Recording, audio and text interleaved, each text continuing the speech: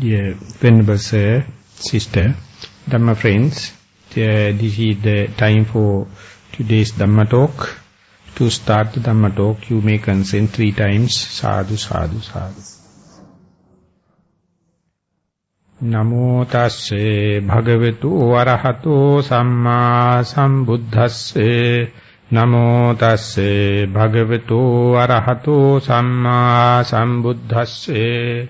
Namo tasse bhagavatu arahato samma sambuddhasse. Punno nama bhanti ayasma mantani putto jata bhumikanang bhikkūnang sakbrahmacharinang evang sambhavito titi.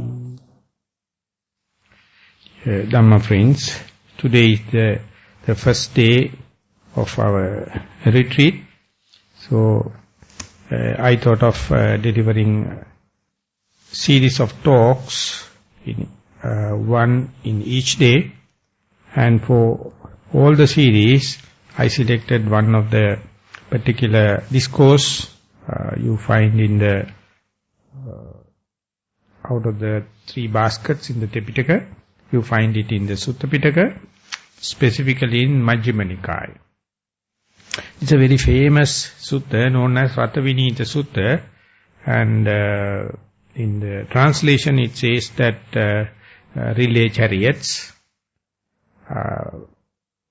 This particular the sutta, it has become very crucial in historical background, because when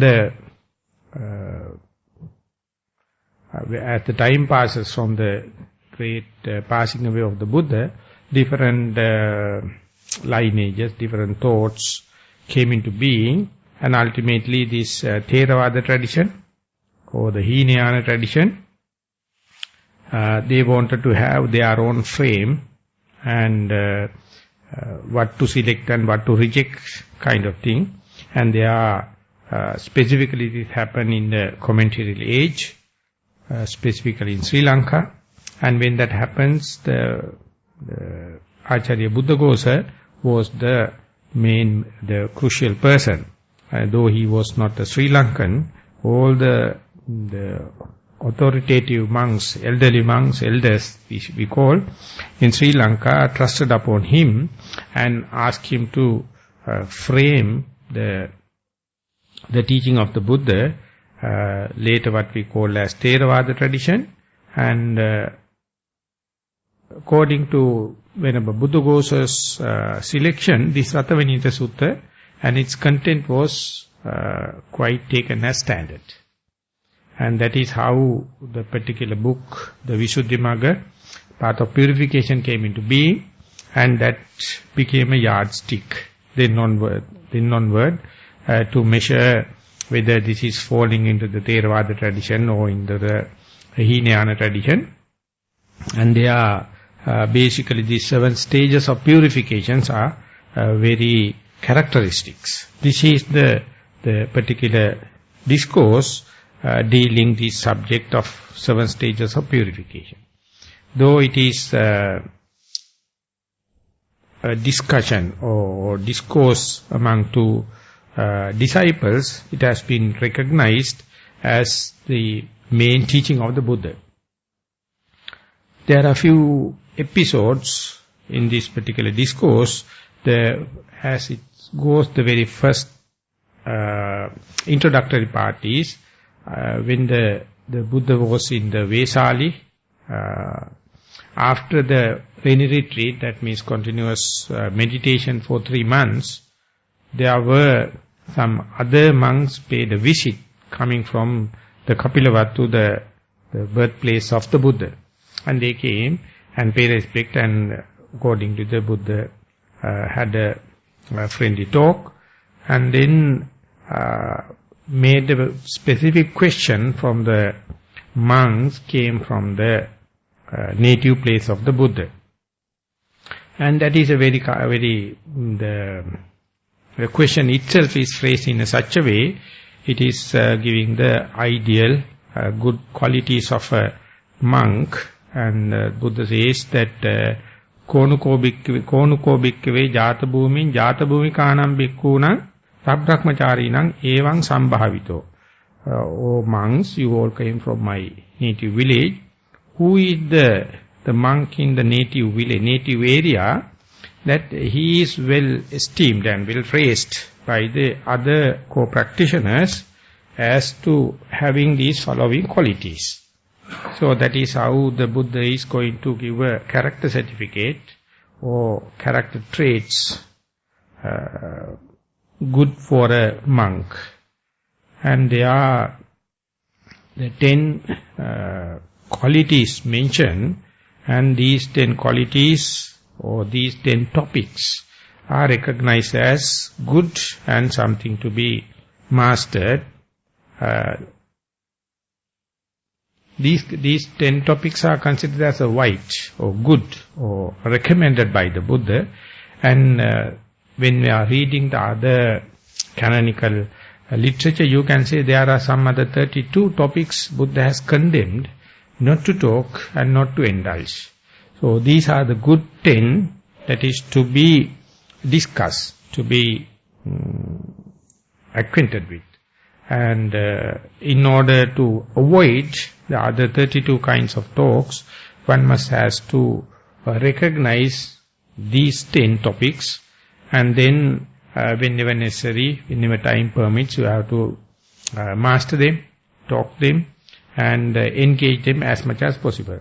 So these 10 qualities in many places being enumerated. Here also it says that Attanava appiccho hoti appichataya bhikkhunan katta. He says that who is the monk in my native place, he is having a very few wishes, few requirements, or frugal, and he is phrasing the quality of this having few wishes, requisites, frugal. And this is the first and foremost quality the Buddha asked at some qualities or attributes one monk should have. So this is throughout the Theravada tradition. You can see, go for a moderate life. Don't go for luxuries. Don't go for consumerization. And instead go for apicchata. So it is been translated as having few wishes. But sometimes in the commentarial age, it has been a little further expanded. You must develop these having few wishes towards the 4 aspects. And when we are going to these 4 aspects, it appear like more relevant to the monastic life, more relevant to the monastics or to the monks and the nuns. But anyway, even for the laity, you can go through and scrutinize and impose upon yourself. It says towards the 4 requisites. That means towards your food, lodgings, clothings, and the medicines. You must have this quality of few wishes. This is the most famous and that's the most discussed as far as the moderate life is concerned. So as far as that is concerned, whether it is monks or those who are living in the forest or renunciated or lay people, equally we can share.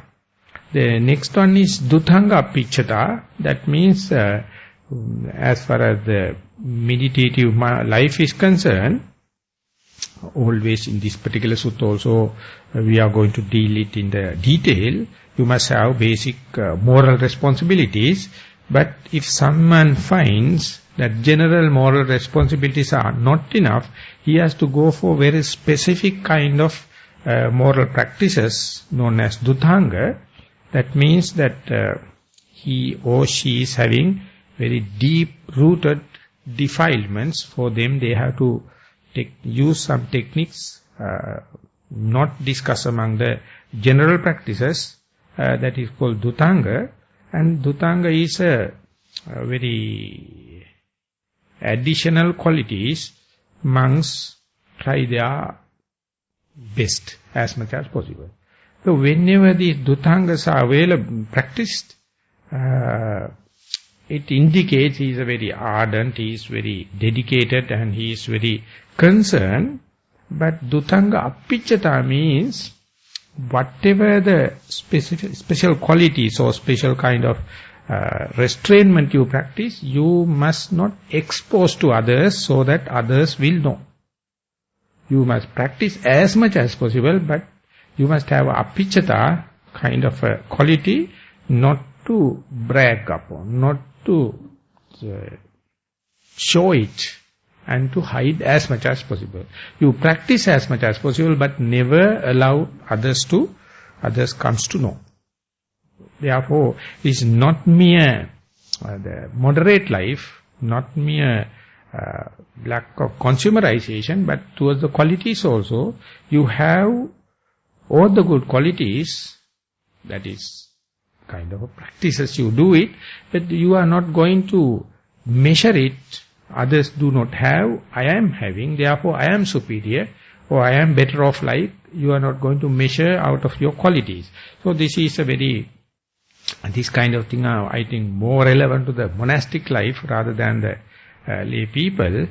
But anyway, in my life, I have seen some even laity, they develop not regularly or particularly called dhutangas, but they are maintaining some good quality. They are never showing others, unless otherwise you very carefully observe and ask them. Even then they are hesitating to share it with.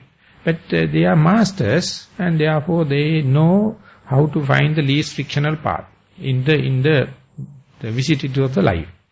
But they will not conduct classes and ask you to come and sit and listen. This is the way. They, as much as they hide it. This hiding itself is a quality. The quality itself is appreciable one, and hiding it is making very preserved and making least amount of friction to the society.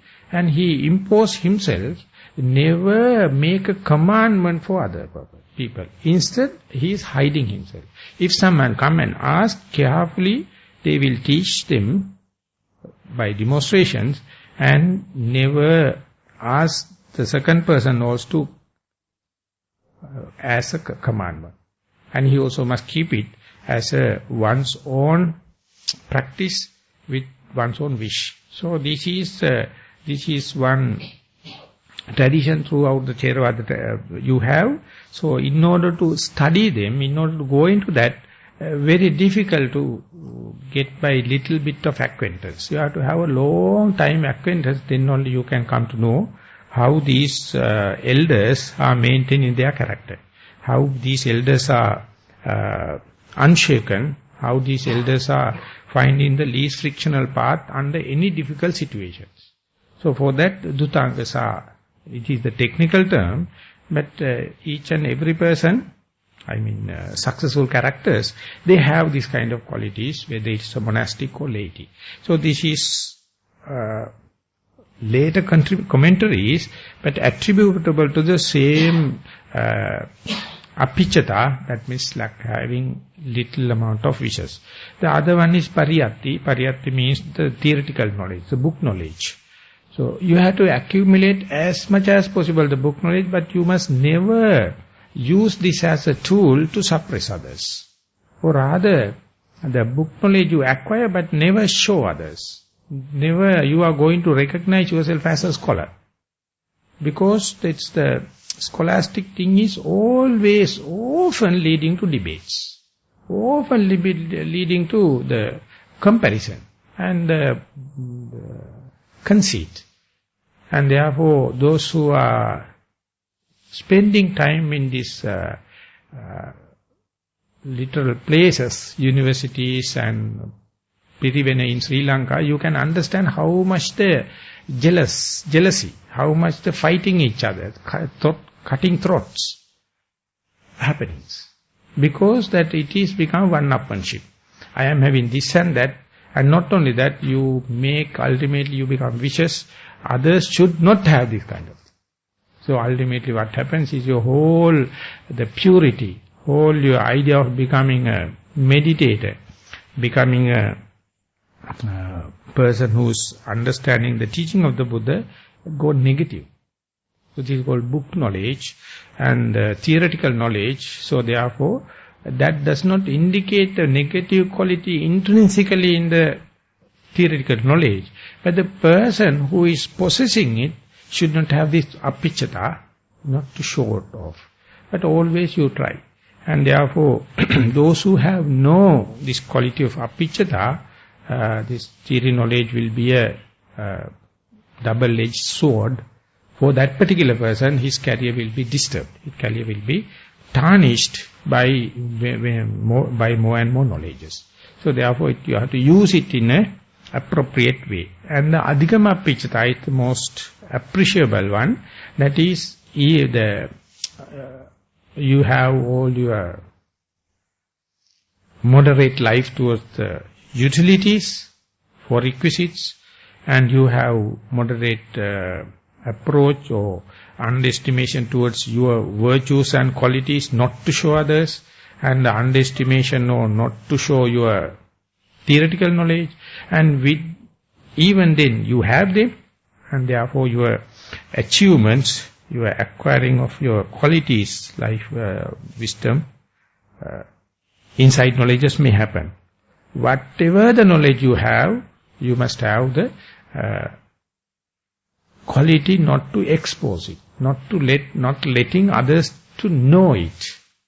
So this is very difficult to understand from the Western point of view, because that the motivation, the advertisement and showing off is very common in the teaching as well as the qualities. So therefore even now Eastern people also have this bad trait. Learning and achieving and then bragging. So therefore when you are reading a name and behind that you have a lot of degrees and PhDs and all the kind of thing, usually one page is not enough. So you have to have a long list. So recently I met one very recognized renowned monk, and he's writing a lot of books and he's free distribution. So one of his devotees has taken these books and offered to one of the very recognized monk, telling this is a very good book. By looking at the name, there were no degrees mentioned. Therefore he says, I am not going to open this kind of books because his name carries no any degrees. So he says that it is not up to the mark. This is how it happened. So therefore practitioners, those who are really serious about restrainment towards the virtues, restrainment towards the concentration, restrainment towards the wisdom, they should have the understanding how to select a quality person or person contented, and these are some kind of hints. That is because you can't assess, you can't understand a person by mere short acquaintance. The Buddha says, long time you have to associate, then only you will come to know not only their learnedness, the way they preserve it, way they relate to the other people. So that indicates not only the earning of everything, but how they protect it, how they proceed, how they preserve it. And so for my knowledge, in Sri Lanka, there's a very delicious fruit known as durian. You can understand how much the bark is being prepared. It is so thick. And the tree is sometimes 40 feet, 50 feet, or still taller. So when the fruiting happens at such a high level, when it is dropping down, there is a great danger of smashing the seed. So therefore big bark is there. It is so thorny. It says even an elephant won't go under these trees, because if it is happening on the elephant, that's painful. Within that you have a very delicate, soft fruit. In order to protect this fruit, not the fruit, the what you call sap. It must have such a thick bark, otherwise it can't thrive. And so more and more it becomes very delicious and sappy, it has to have a very good protecting bark, otherwise it can't thrive. So something like that, the elderly people in this Theravada tradition, they have a very sappy Dhamma, very good qualities of Dhamma, but it is highly covered, protected by this outer behavioral pattern. In here it is called having few wishes, the wishes, requirements. So when you are traveling, not in the forest, when you are traveling outside, you can see how many advertisements are jumping and propping in when you are traveling in a bus or on a vehicle or something like that. And they are waiting for you to have a kind of a wish, otherwise you will not get hooked up. If you have a little bit of wish, then the advertisers knows how to make use this one and get you completely out of your situation and get up. So whenever you see this advertisement, if you can understand, I have no such a wish for that, therefore whatever the colorfulness of the advertisement, no adverting of my mind to that. So advertisements are not working. It is not a bad quality of the advertisement, it's a bad quality of ourselves. We have wish, unfulfilled wish, and they are exploiting it. And that is the way it is going. So the Buddha says that he's asking, in my native land, who is the person having this appiccata? He is appiccata, he is contented with himself having few wishes, and he is teaching others and explaining others the value of this kind of appiccata, that is having few wishes. So this is not Buddhism. This is not the learning of Buddhism. This is the way you practice yourself. This is the way you are. You have to look into the others, and that is also the Buddha has given a very simple method.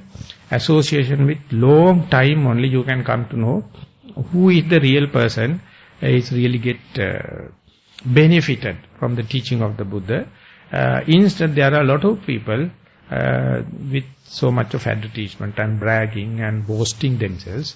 So leave them aside for them, but you must understand where to find the real Dhamma, where to find the sap of the Dhamma, and it is always related with the people. The people, those who are practiced, they are really role models, so without their guidance, without keeping them in front of you, very difficult for us to trod in this path. So therefore the Buddha is asking, who is the renowned monk or esteemed monk among the other practitioners? He is having this first quality, that is appiccata. Second thing is santuttata. Santutto hoti, santuttataye, santutto, santuttakatan, bhikkhunan katta. He is very contented, and he is talking and phrasing the value of contentment to his fellow beings, fellow practitioners. So it is yet another facet of the same quality. Those who have few wishes are generally contented. Those who have so much of wishes and ambitious, they are hardly contented. So therefore, they are always thinking about creativity, productivity, going forward, having more and more. And in the present day society is highly appreciating this productivity and the creativity and looking forward. So therefore, someone may argue, santutto, or that means contentment is that particular person will lose his or her creativity, his or her productivity, his or her the looking forwardness, and therefore in general criticism they will not appreciate the santutto quality, but the people, those who are contented, are the only people living in the present moment, or they are the only people living. Other people are trying to live. They are planning to live. They are never be in the present moment. They are not entertaining the life. So if you wish to entertain, you must have the contentment and understand, if at all something to happen here and now. If it is not here and now, never. So therefore you have to understand how to come into the here and now, then only you are living. Otherwise you are living in a dream. You are living in a drama. So for that one has to understand santuttita, and that is very, how do you call that, appear to be very difficult but you just look at the young children. They are fully happy. By itself they are happy. So therefore by looking at children you also will lose the tension, the frustration, because they are already content. Have very few amount of wishes, and therefore they are living very happily. And go back to our own child age. How much we were happy at that time. We don't know all the good and bad. We don't know the just and unjust. We have no any shame to become naked. We are not have that value. So at that time we were just entertaining ourselves and giving the pleasure free of charge to the society. But more and more the time goes, more and more we acquired the knowledge, the money and the social status. What happened? We become naturally crucified. We can't move now. Because whenever we are moving, our here and there jerks and difficulties are arising. Because we are here and now we are not satisfied. So therefore, we don't know this, the contentment is coming out of practice, or it's just simply valuation of this mere idea. The appreciation of this contentment itself, whether it is a result out of practice of the moral training, concentration training or wisdom, or mere outlook, mere your view. So, therefore, there are no, gradual methods, someone to go from uncontented situation to the contented situation in a sequential manner. It's an attitude, it's an attribution. So, some people are naturally, easily ready to understand this and adapt into that. Some other may argue and say, if that is the case, if you are already satisfied, already contented, they definitely argue that your creativity goes down, your productivity goes down, and your looking forwardness going down. But the truth is completely other way around. More and more you become contented, you have complete, the creativeness and the productivity, and you are always ready for the next moment that is fresh. So therefore, this is the way to rejuvenate. Or this is the way to cut off senility.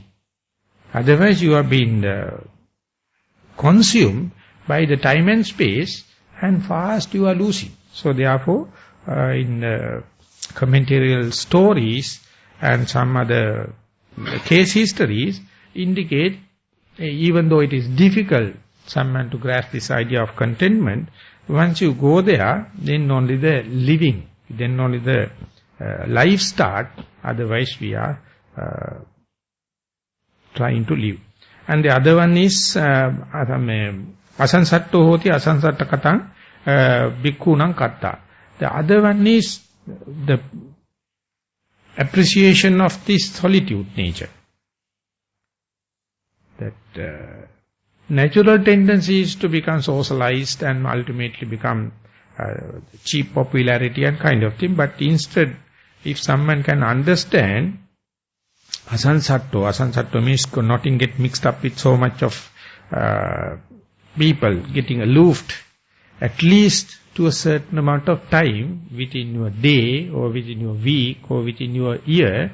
Otherwise, if you are throughout in the social or otherwise in the, I would say, in the stage and play in drama, there's no rest. The relaxation, everything happens whenever you become aloof and you are to be, you have to be with yourself. So more and more you become engaged, you are losing from yourself. You have no time to understand who am I. You have to no time to be friendly with yourself. So therefore, even though you are going to live 80 years or 100 years, you are living on others' eyes. You are trying to satisfy the society outside, But internally, you don't know who you are. You don't know how much you are friendly with it. So, come into my mind, there was one the American monk, and he has been a soldier in the Vietnam War at that time as a lay person, and later, but internally he's a very soft person. Ultimately he became a monk, and before becoming a monk maybe he has gone to a Zen meditation center, and while practicing the master has mentioned, you comfortably sit and bring the mind to inside and radiate metta to yourself. He says he never thought about that. The moment the mind come and try to understand, may I be free of hatred, he started crying, bursting 3 days continuously. Because he is thinking about radiating metta to the others and kind of thing, but never thought about radiating metta or be friendly with oneself, never practiced. So that anyway, the master has mentioned, it is a very good sign, you cry. Good. 2-3 days. Then only you come home. You will be at home. Otherwise you are satisfying outside and acquainting with other people, and you are in a drama, you are making up, facelifting and living on other sides. So ultimately what happens is your candle will be burned from both the ends. It's a wastage of time. So therefore the Buddha says you must understand. You can't live the whole life in the solitude, that is a different story. But you must understand this asansata. And very famous, same in the Majjhima Nikaya Sutta, one day the Buddha is going to a forest nearby, close to a village and kind of thing, and ultimately it's a rich village, and they come to know Buddha came to close by forest, and they made up lot of gifts and all the kind of thing, and went to see the Buddha. While going there, so much of people, so much of chattering and talking. And from the far away distance, Buddha come to know, it's a huge amount of people are chattering outside the gate. And the attending monk, Nagita, he go and says, Bhante, there are some people waiting for you to offer and get the greetings and kind of. Then the Buddha says, ask them to mind their own business. I have no connection with this kind of people, so much chattering. And then the attending monk came and tell the people, for the time being, Buddha is appreciating the solitude, and therefore he do not wish to have visitors. Then everyone says, how rarely we have a chance to see the Buddha, since he has come to our village. Please go then ask for the second consideration that we wish to go and pay respect. And then according to the attending monk, go to the Buddha and says, Bhante, they are pleading to let them in. Then the Buddha says, I told once, I have no business with this kind of people talking and chattering too much like in the fish market.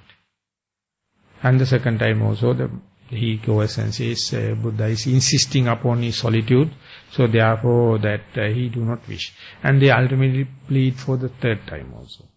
And again the attending monk go to and tell the Buddha, reconsider the Buddha, same reiterating. He says, you don't understand, mind you, when I am traveling in the village or in the forest, if I can't see a person to about 4-5 miles ahead, if I can't see another person 4-5 miles behind, when and where necessary, I can go to the toilet and do the first and the second job.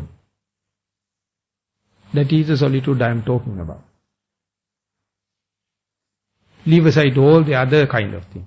When you are living in a social way and the active way, we can't go to the toilet as we like. So ultimately what happened? That tension. Coming out with unknown diseases. That is why the animals and others, they have no the etiquettes to the toilets, so they have no cancer. They have no tension. When it is happened that birds can fly because they have a very short rectum, whenever it happens it drops. And it's heavy for them.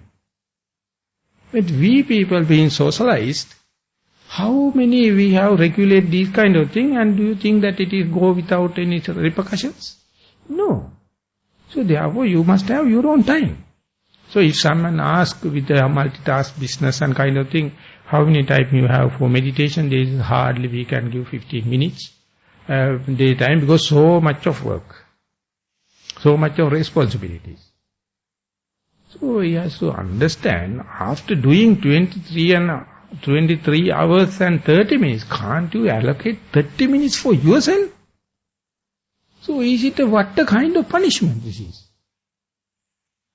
So is it an imposed one, or is it accepted one by due to your ignorance? So therefore we must have our own time.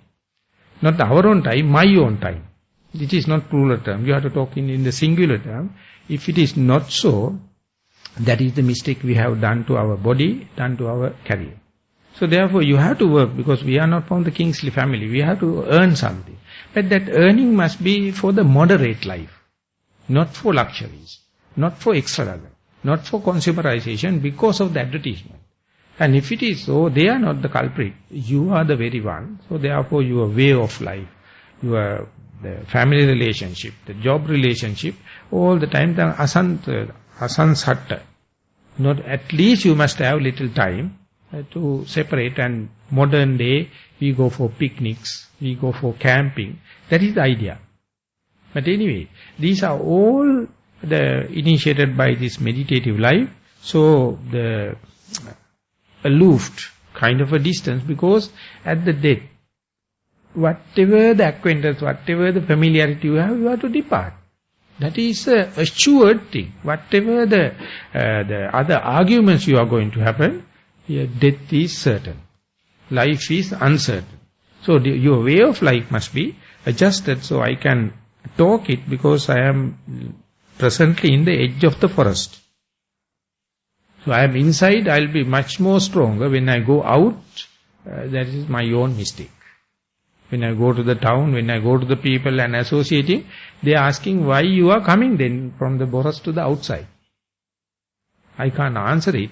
It is due to the invitation I go there. That does not indicate when I go there I am not unhappy. I am very happy. But I know the best is at the forest, back at the forest, and that is from where we came before the civilization. We were barbaric, the Aborigines. At that time, we would have lived in such a solitude life, and now we call civilized. So now it's a big problem, what is the criterion to measure the civilization. BBC has done a very special book, what is the criterion for civilization. This is the writing quality and all the kind of thing. And whether it is creating your problem or relieving you from the problem is a separate issue. The value the Buddha has given, you must have asansatta at a time. In a day or week, you must have to be friendly with yourself. And paviveka means that you have solitude. That means that at active life, active place, we have the six senses, the eye, the ear, the nose, the tongue, the body and the mind. So we don't know where the attention is. It is flying. So that means no control, no agenda. So whenever you paviveka, you have your solitude nature, you can try something like sitting, close your eyes, go to a silent place, don't entertain the smelling and tasting, and just be aware of your body. That's Kayanupassana. Only one door open and see the transaction in that particular door, then you can understand how difficult for the mind to be with single object or single door. Whenever it is given the six, all the doors, situation is completely beyond the control and you think it is like living. But the day you try to reduce into one and making you the paviveka or the solitudeness, you will understand that we are working, but ultimately with what is the agenda? Who is fixing the agenda? There is no. So when you are understanding only, you feel the fearfulness, even though we are chasing behind like a donkey behind a carrot. We never catch the carrot, but we are chasing. When you are reducing, when you come to the at least one the door, out of 6, you will understand. Within the door also, if you're going to reduce to one-pointedness, we can understand how much our way of life and thinking is going against our wish. So, for that kind of thing, at least to try and see, the paviveka is highly necessary. And the next thing is, whenever you have paviveka, that means solitudeness, and whenever you are focus the attention to the single object, everything you experience for the first time is negative. It's a defeat. It's a failure. It's a discouragement. So therefore, if 100 people start meditation, 95 or more will give up, thinking meditation leading to unsatisfactoriness, very difficult, discouragement happens, irritation happens, fault finding happens, so therefore they give up. They don't understand this is the first and foremost lesson in the meditation. Come to know situation is not under control. So you have to have a proper interpretation, not only the meditation, that discouragement is an inbuilt one. It is not your personal mistake. It is not the punishment. Anyone going to go meditation, from the multitask, multivariate thing to the one single object, mind is so unruly. So, this is going to happen whether you meditate or not, when you fallen sick, when you go to the old age and the deathbed. At that time you can't train. So that is why the Buddha says, this is the intrinsic nature. Even in your prime young age, you will be entertaining and using them in the uncontrolled manner, but ultimately when you are becoming sick, we become so fearful because we come to know how unruly the mind is. When you go to the old age, you can see how unruly the body is, and at the deathbed, both. So meditation in the paviveka, it is a rehearsing it and let the mind to be with a single object and understand its irresponsible behavior. So therefore the Buddha is asking, who is there in my native place? He who is characteristic with the solitudeness and phrasing it and appreciating and preaching to the other people. And the last one, the Aradha Virya, the other one is the energetic nature. When we are going to go for this apicchata, that means having the few wishes, and when you are going to have santutto and contentment, and paviveka, solitude, and the asansatta, aloofness, you may find life becomes so monotonous, so boring, so lost, fearful, therefore your energy will be completely flat. When the varietal entertainment given, the life is go-go show. You don't know how the battery gets charged. But when these are slow down, your energies are dropping like in the long retreat, you can experience it on the 4th day. 4th day you think like going home. Because everything is scattered. Nothing gay. Everything is monotonous. Everything boring. And therefore up to the 4th day, if you have the charged battery, it's a rare thing. 4th day time battery discharged. You feel like going. You feel like chattering with other people. You feel like, what about the little changing in the timetable? What about sitting in the solitude place and come into the meditation center? All the kind of thing indicate that energy. Energy is recharged as far as the multivarious entertainment or varietal entertainment. There you don't know how it is getting charged, but when you discipline it, come to the solitude, come to the aloofness, come to be contented with what is available, and have the few wishes. Wish, that means the life becomes very, not black and white, it is not colored, it becomes just black and white. The action packness reduced. So that is why, even under such circumstances, if you can maintain the energy, it is a rare. It is the quality you have to develop, not by the varietal entertainment. So Buddha is asking, who is having that kind of energetic nature, and appreciating other also, not to get energized from the external thing, but to get the energy from within. And this is the fifth quality. And then who is virtuous and prescribing the virtues to the others. Who is concentrated in their life and who is prescribing the concentration, meditation or discipline. Who is wise and prescribing the wisdom rather than the materialistic pleasure, the wisdom, and who is having already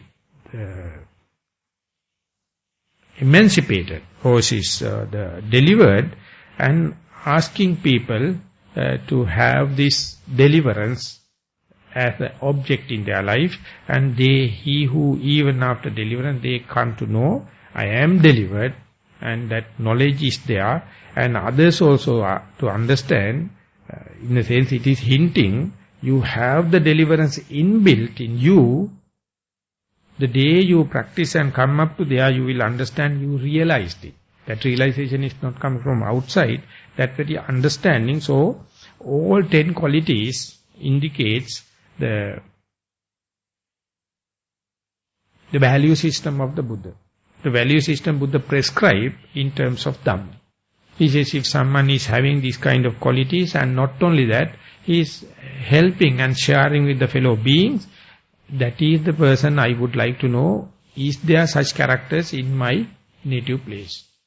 And when it is, these qualities are developed, he says that he is sharing with other people, fellow meditators, and he is having the commanding power, not on the gain, fame and kind of thing, but he has developed such a reputation, and he lead the others in a very systematic way, very practical way, never imposing. If there is such a person, Buddha wanted to know. Then only the monk says, Bante the Punno Nama Bante Mantani Putto. The Bante, there is one person known as Punna Mantani Putta. Mantani means the mother's name, and says Mantani's son known as Punna is from your native place and is advising your other native practitioners, and all the others are praising.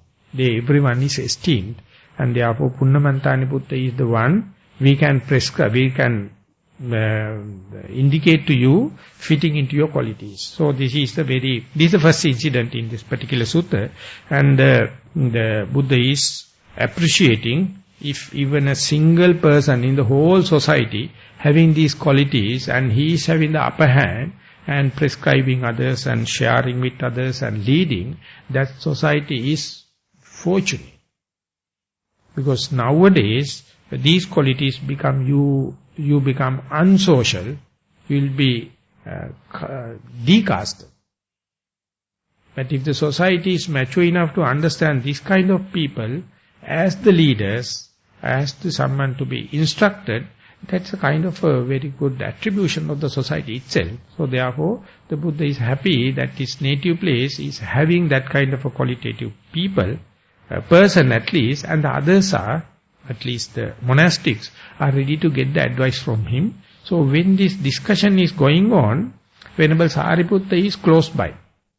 And he was thinking, oh, what a good thing to hear, what a blessed person this Punnamantani Putta is, because he himself is not talking about him. His fellow practitioners are reporting to the Buddha after the Buddha's specific question.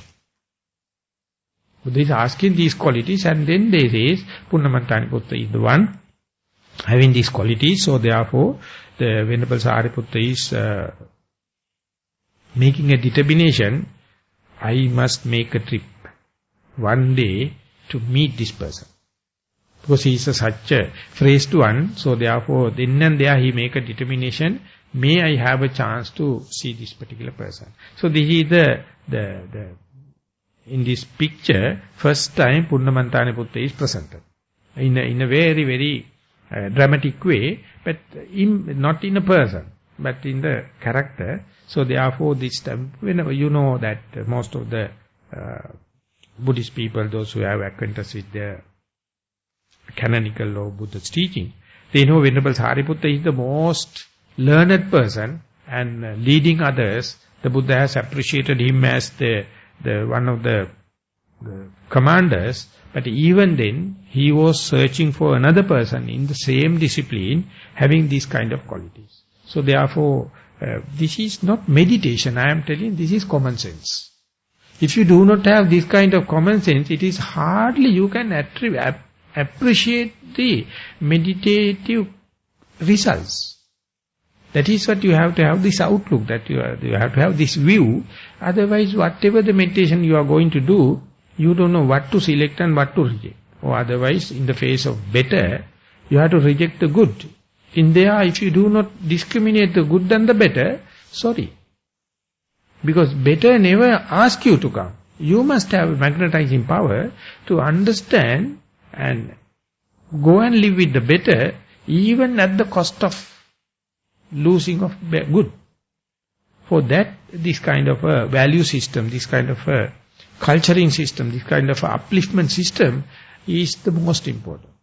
So that is we call tradition. That is we call lineage. That is we call the atmosphere, background. So it is very important. So these things you can practice and gain. It's a once and for all game. So you have, in the sense you can't say you can't practice and gain also, because at least you must have theoretical understanding what kind of a mindset you must have toward the improvement of your meditative life. That means the value system. If it is not so, second person have very little effect upon yourself. So therefore, it is a traditional way the Buddhist accepts. This is coming from the previous lives. It's accumulation of perfection. Then only such a people, whenever such qualities happen, they get magnetized. But even without that, leaving aside this past life and the future life, even the present moment also, we can understand our each and every person have the value system, the likings and disliking and the personality traits. So that itself has to undergo an evolution, undergo a metamorphosis while the practice is happening. Otherwise, not the same person is improving. Person, his value system, belief system, liking and disliking itself is undergoing. And it must be a gradual process. So therefore, it has a very relationship between, a reciprocal relationship between your general outlook, dispositions and the wisdom you gain out of meditation. They have to go hand in hand, then only the progress is happening. So in this particular sutta also, when the Buddha is asking, one is having these 10 qualities, and then is advising other people, and there are 4 terms used. I have seen many, the philosophers taken this as a teaching technique of the Buddha. It says that Sandasseti, Samadapeti, Samuttejesi, Sampahanseti. That is the way whenever a beginner, whenever completely a stranger, newcomer, met up with the Buddha, the way the Buddha is transfusing, giving the Dhamma. First and foremost stage is Sandasseti. Sandasseti means demonstrate or let him know where he is. That means, if you are taking the Sankharic journey as long, we are never from the beginning. We have certain amount of acquaintance, we have certain amount of our experience, but we don't know, with respect to the large tapestry, where are we? So Buddha, he the first and foremost, he give a positive character certificate for that particular person. So the simple attribution, now you are in front of the Buddha. That is not a joke. In the samsara, very rarely only we can have acquaintance and face-to-face with the noble people. But that particular person sometimes do not know this is the Buddha is in front of me. But Buddha says, you can understand people are chasing behind money, the fame and the gain, but you are not now. Now you are with the virtuous person. And therefore you are coming to this particular moment itself is something to be attributed. So that very demonstration or giving the reference point is the first and foremost. So whenever, wherever you are to read the acquaintance of or coming to face with the Buddha, and when the Buddha is giving that kind of a positive feeling, never the Buddha look down any human being. Never. All the time he appreciates the humanness. Present day the Buddhism is going to measure whether it is Buddhist or non-Buddhist, or whether you are a lay person or a monastic person, whether you are in a forest monastery or you are in the village temple. All these things are superficial attributions, but the being a human itself is rare. And being a human, after becoming a human and confronted with the noble person, Buddha, is a rarity. So therefore the first and foremost is Buddha is making a image, making a good character out of any person in come to face. So the Sandaseti is when compared with the ancestral guilt, we are talking about the Westerners, it's a completely different thing. This is giving the positive side. You are human, you can become the Buddha. And this is the first start. Now we are encountered with, it's giving such a kick for any particular person to have a very big positive energies. And this Samadapeti, the second stage, Buddha asks, please appreciate it. You are usually not appreciating your own qualities. The worldlings are always worrying about their disqualifications, mistakes, and the regret regarding the past. This is natural. This is what the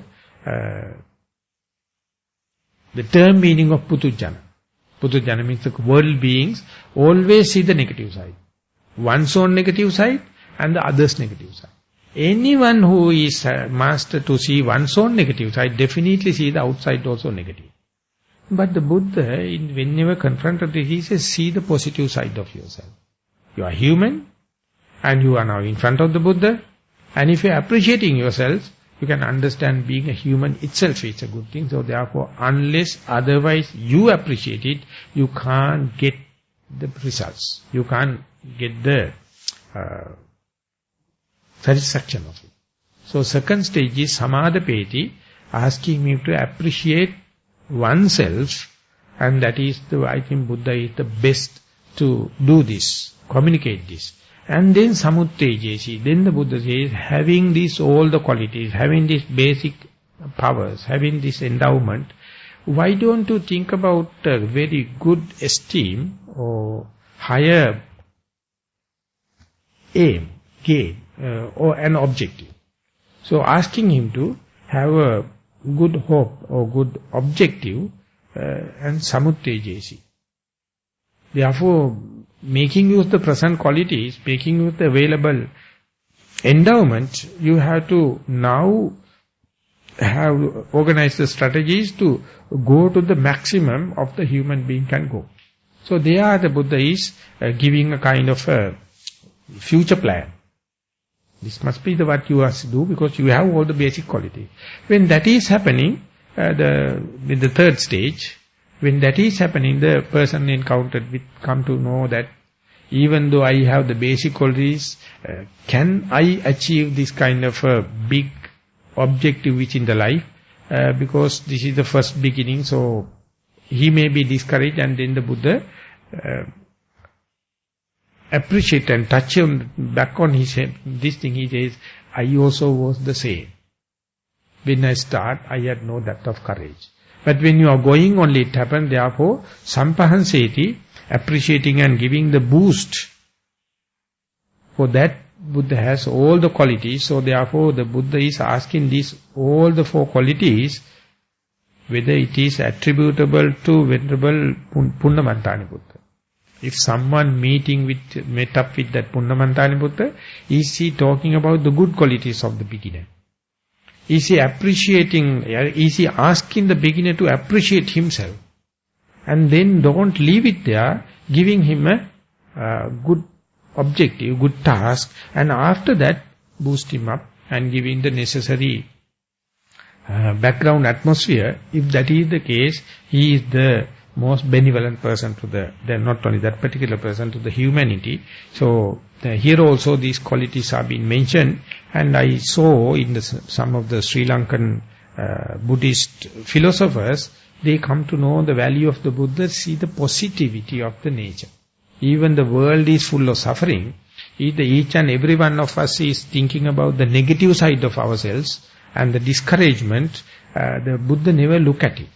He only see the silver line in the dark cloud, or the love spots, the positive areas. So once you come to know, once you become familiarize the situation, you will try to appreciate the present moment and very yourself. This is, in a sense, appreciate like boosting of the oneself, ego. So that means that the Buddha is imposing kind of egocentric ideas to develop the, the creativity, the motivation, the push. And that is why one of the Westerners, they put, first of all, you have to be somebody before becoming nobody. You have to first be somebody, then only you can have a hope to become nobody. So when someone making somebody, Buddha is the master. Even the Angulimala, even the Sopaka, even the Patachara, he never looked down. Whenever the Patachara come as a naked woman, young woman, coming with all the madness, first he asks his, oh sister, be mindful. To be mindful, whether you are dressed well or naked, no problem. You may think separate, but the Buddha never think. Whether your children are living or dead, no problem. Whether the husband is living or dead, your parents are living or dead, no problem, because mindfulness can never be challenged by this kind of disasters. So whenever the Buddha says by the hand telling sister, be mindful, she was mindful. She brings my attention to here and now. And that is the way the basic qualities are being appreciated. So whenever the real Dhamma become ism, Buddhism, this quality dropped. This quality is the one dropped, because Buddhists are going to look down others as inferior kind of, second-hand kind of, and those who are not practicing Sila Samadhi Prajna is no good, and practicing people are good. These are all unwanted measurements. I mean, let be there in the society, but when you are considering your own qualities, these are acquired qualities with time. Acquired qualities respect to your upbringing, so therefore they are not crucial issues. Your humanness is there. As far as you are human, you can be here and now. Oh, that's enough. That is the basic attribution. And if it is available, you can be Buddha. No problem. And you can see whether you are naked or not. You can be mindful. That is why the Buddha says, when you go to the toilet, be mindful. When you are doing the first and the second job, it is not a shrine room, you have to go there, even in the Vachakuti or Gandakuti, whatever may be. You can be mindful.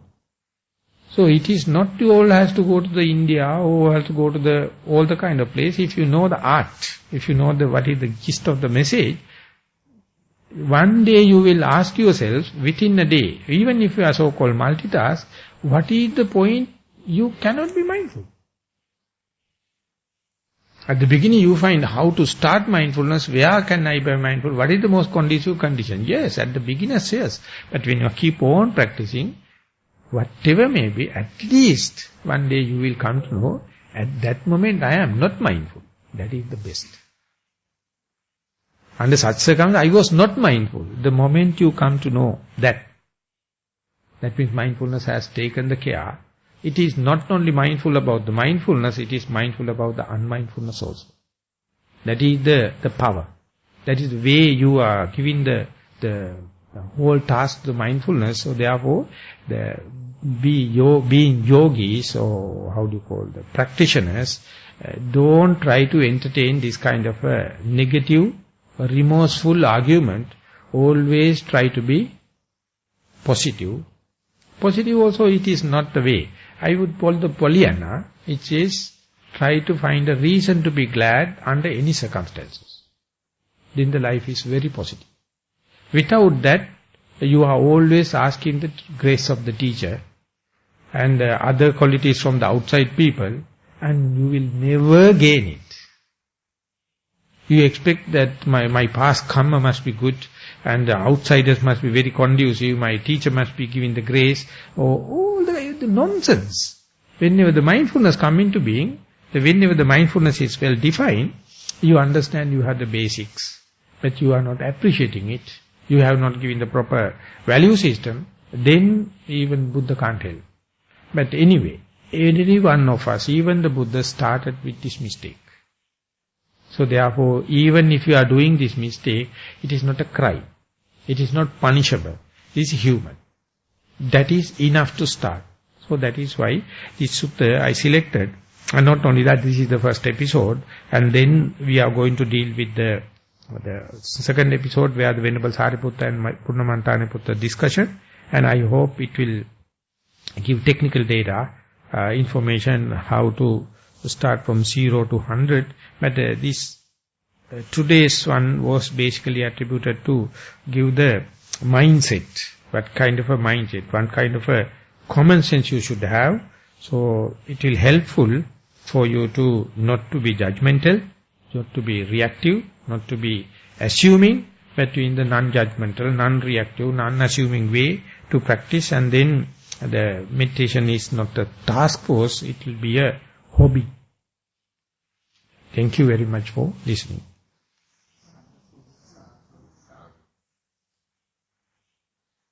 We have taken 1 hour and little more than. So always I am asking if there are any questions or any statements or any kind of comments after the talk. Similarly, now also I will mention if you have any unclear points or questions or statements or anything before finishing the day's work, you may please raise questions. We were talking about Santuttita. I have heard the 4 words, Satachakari, Asantuttita and Anukyabani about Lord Buddha. Now, there they talk about Asantuttita. What's the difference? It's a very good question, because the Santuttita, Asantuttita is Pali-wise. Santuttita is a positive term. When you put A in front of it, it becomes negative. Santuttita is the contentment. Asantuttita is not become content. So the Buddha says, as far as sensual pleasure is concerned, you must be Santuttita.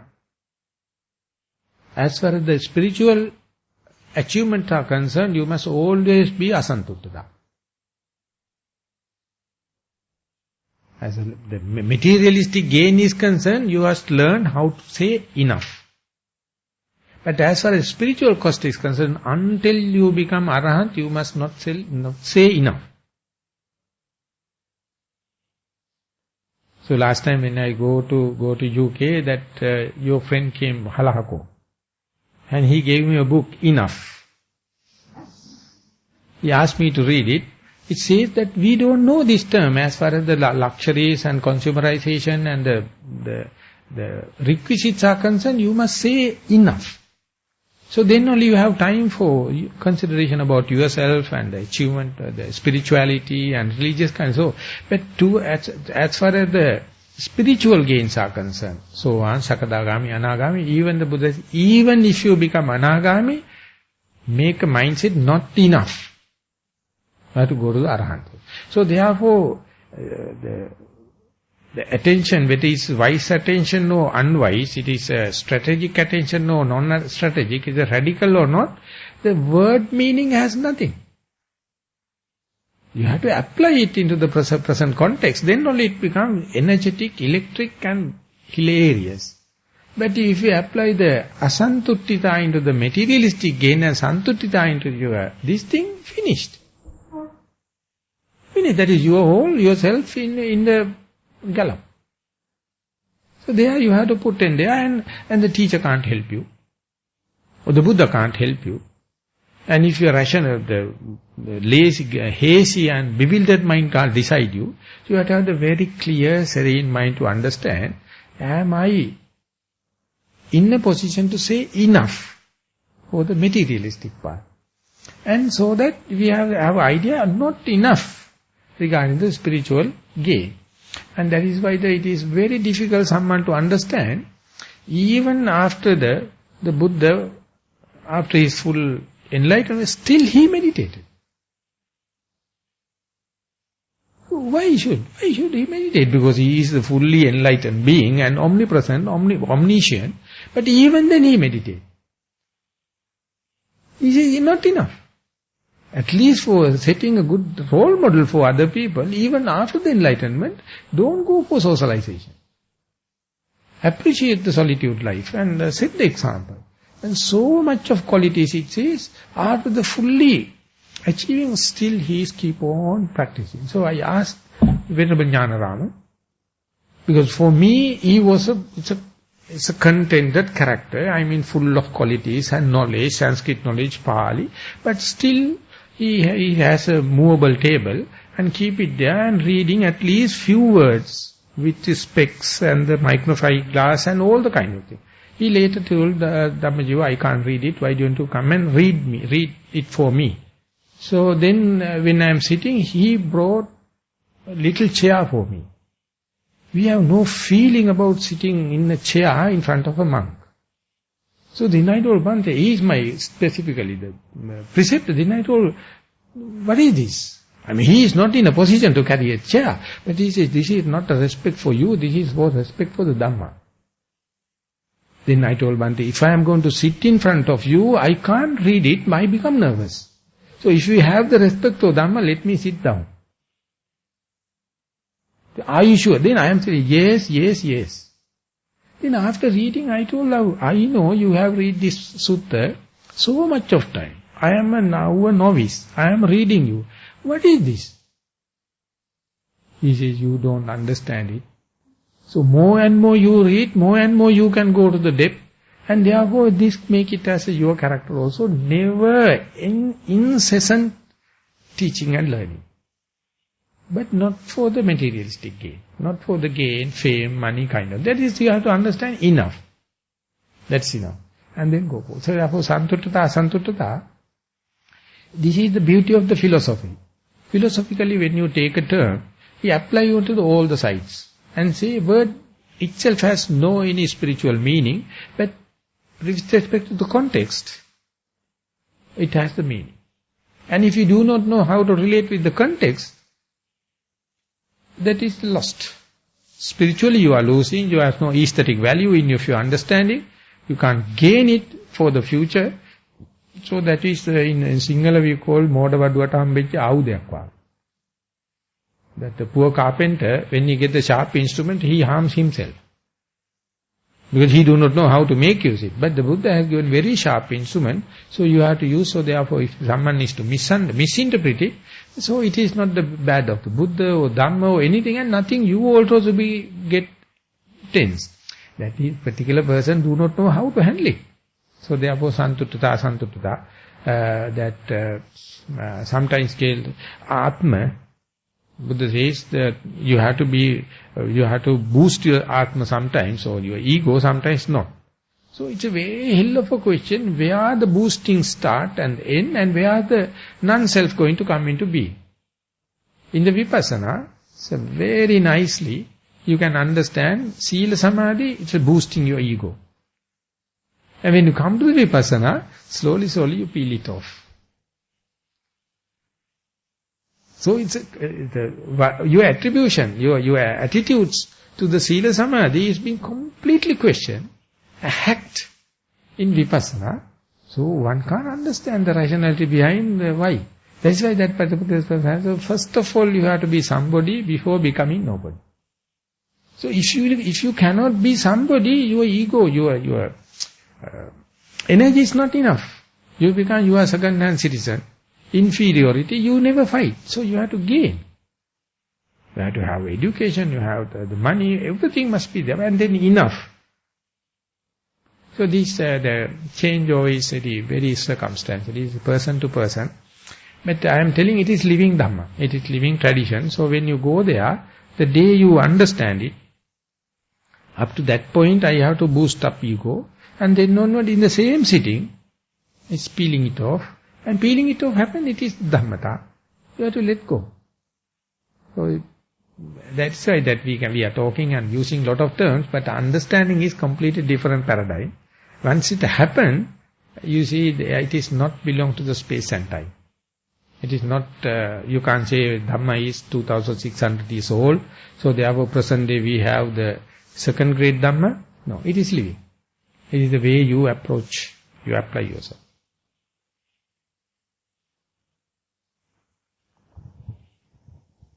Reverend Sir, I didn't understand Adhigama Apitata. Would you please explain it?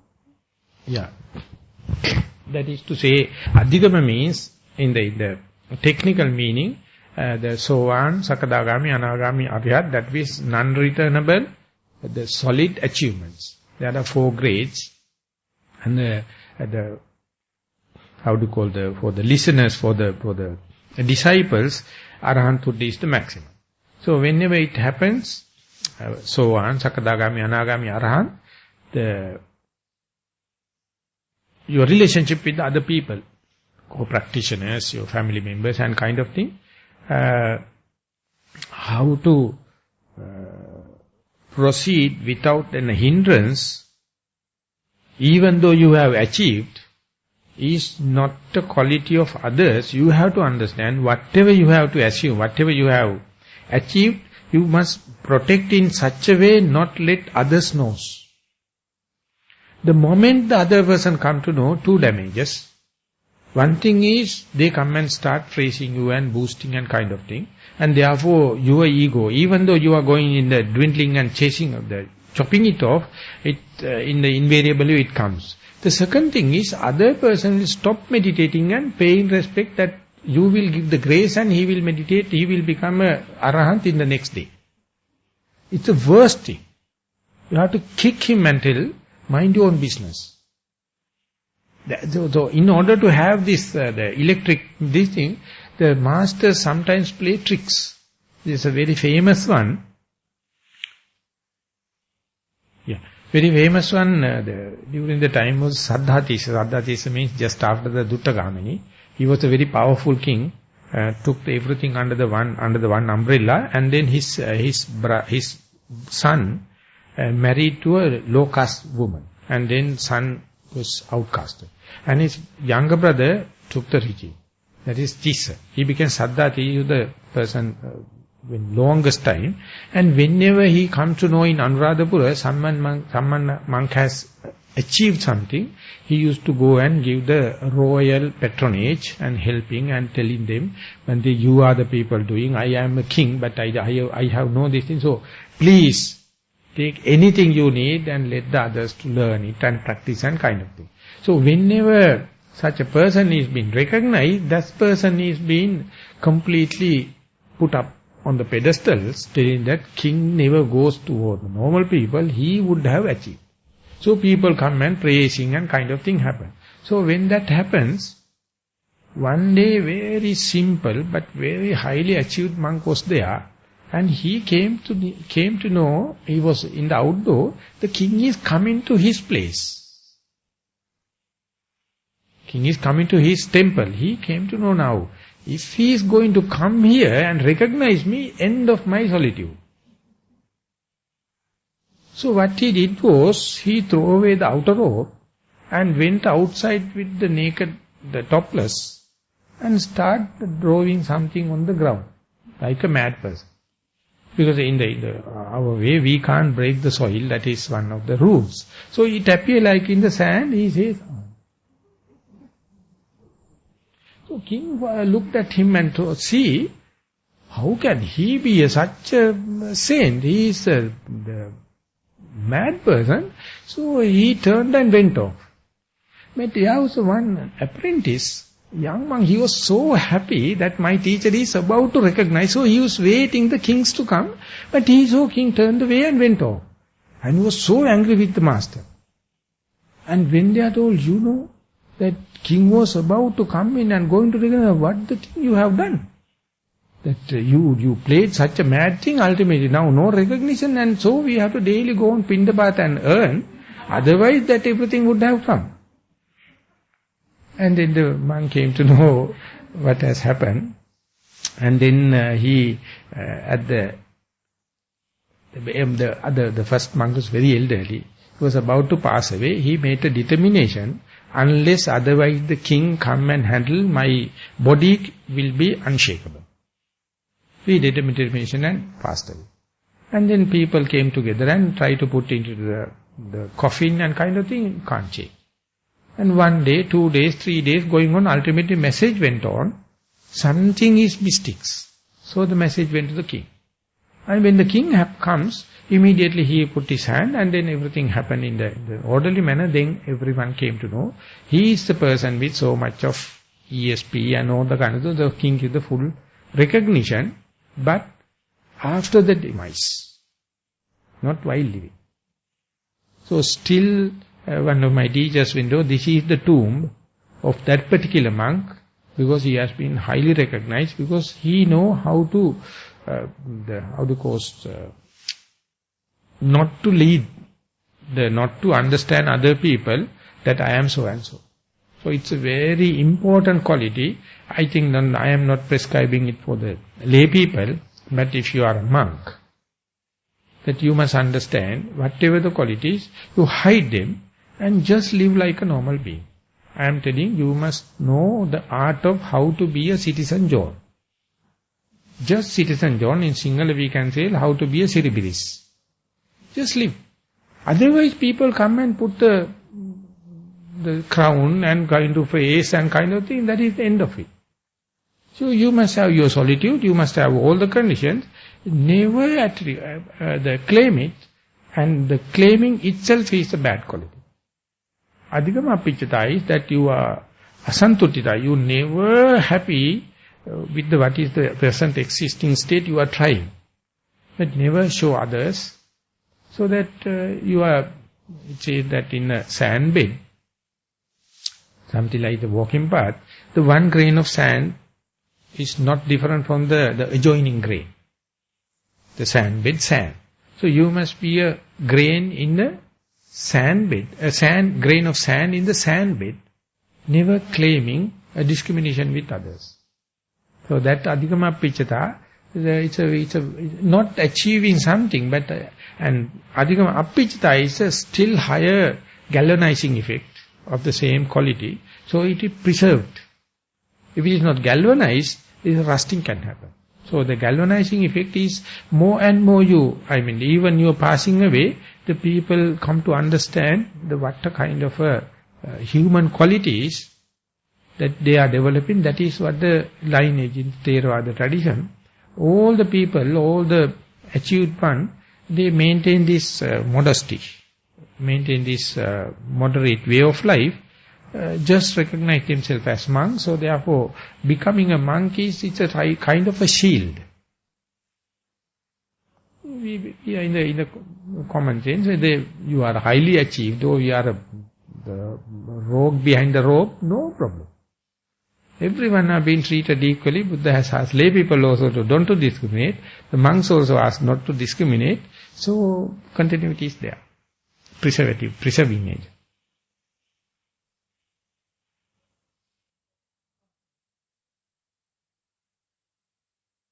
Bhante, can you please the name of the sutta you just mentioned? I mentioned number of suttas. I don't know what. The one with the No, this is not a sutta. It is a commentarial. It is in the Anuradhapura age. Commentarial.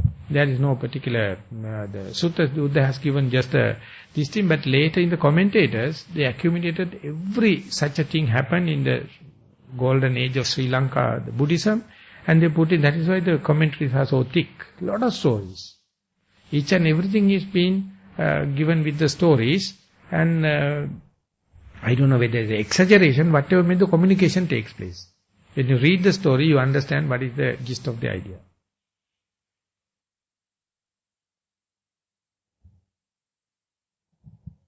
Bhante, what was the word that you said meant continuous meditation for 3 months?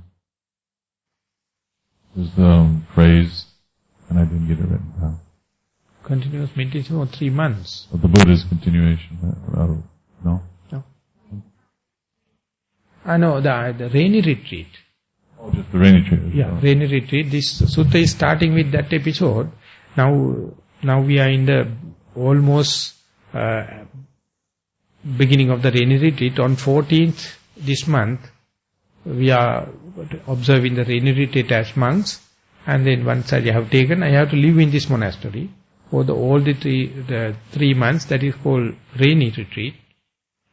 So this is something monastic code. Related to the monastic code, it's comparing it with the rainy time. And therefore, plants are growing everywhere. So therefore, you are, by walking itself, you are not disturbing them. You be there, and the people are supposed to come and bring the foods and other kind of thing. It's going for 3 months retreat. But this is related with the Indian climatology. But in Sri Lanka, our rain time is little delayed. Our basic rain is start on the October, November, December. But we are still maintaining the traditional way, the same time with the India. Rainy retreats, 3 months retreat.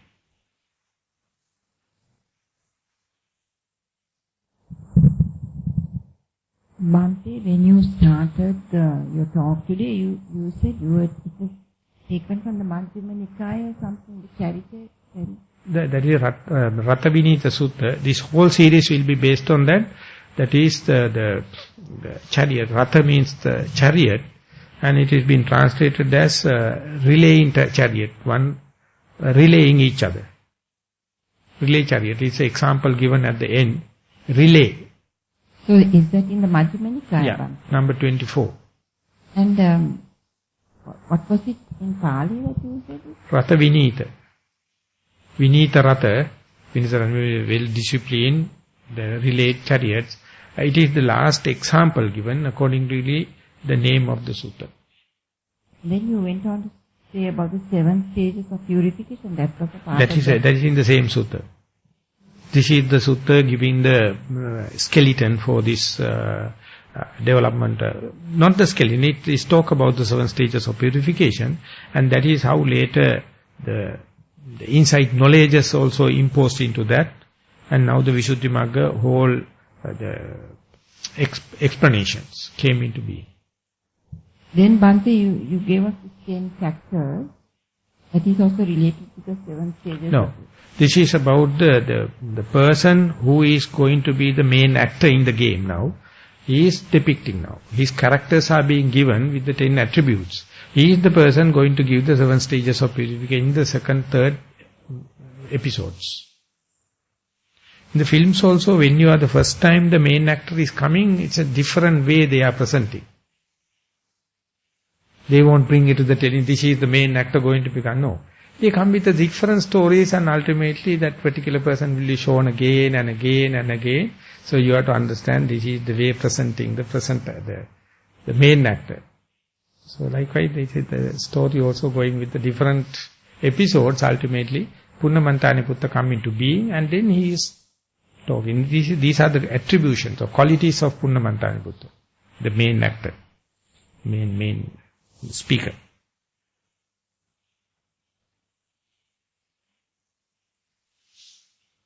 Okay, so since there are no more other comments or questions, we are going to end the day's program. So this is the first day in our planned international retreat, and things so far went smoothly.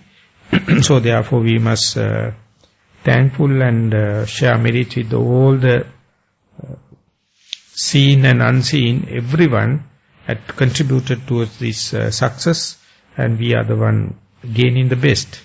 And it is our duty to share our merit. So with our altruistic joy, we invite all the seen and unseen beings help to share the merits of what we are offering. So with telling 3 times sadhu, sadhu, sadhu, we will share with the all the seen and unseen, sadhu, sadhu, sadhu.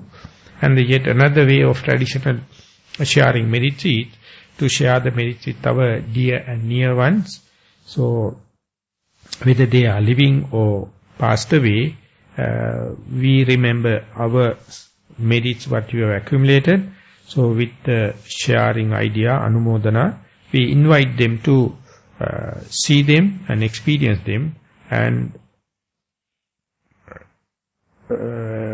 appreciate it with 3 times. We also will say 3 times, sadhu, sadhu, sadhu. And the last with all the theoretical, practical and deductive knowledges, we may come to know the correct direct path, middle path, so that we can achieve the maximum in this very life, in this very dispensation, so that all the merits will be helpful for us also to find the middle path. Sadhu, sadhu, sadhu. So in a traditional way we have some stanzas. In the Sri Lankan way, the Pali stanzas, we will be chanting in the formal way with the same idea what we have explained, and that is the way of sharing our merits. Ettavata cagammehi sambhatang punya sampadang sabbe deva numodantu sabba sampatti siddhya. Ettavata cagammehi sambhatang punya sampadang sabbe bhuta numodantu. Ettavata cagammehi sambhatang punya sampadang sabbe satta numodantu sabba sampatti siddhya.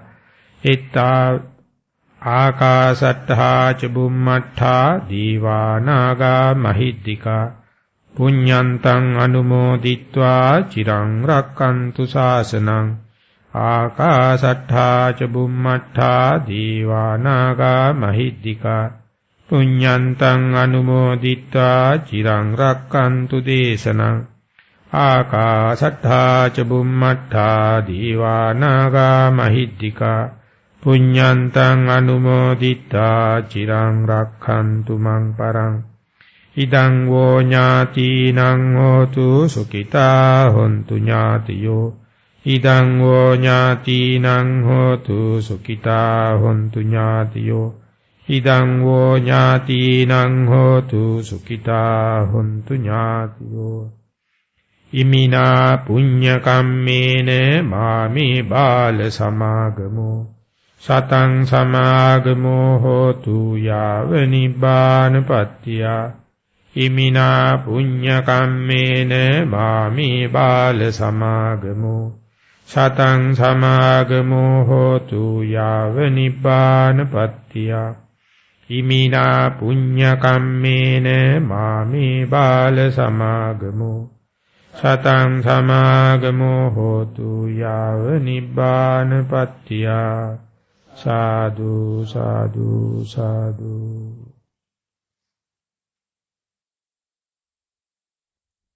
Okasa vandāni bhante sukhi maya katam punyam samina anumodi sattva Sadhu, sadhu, anumodami. samina katam punyam maihang dātappa Sadhu, sadhu, anumodami. sadhu sadhu anumodami. Okasi dvaratena katam sattvanattyam sampavina Kanāni kantabba.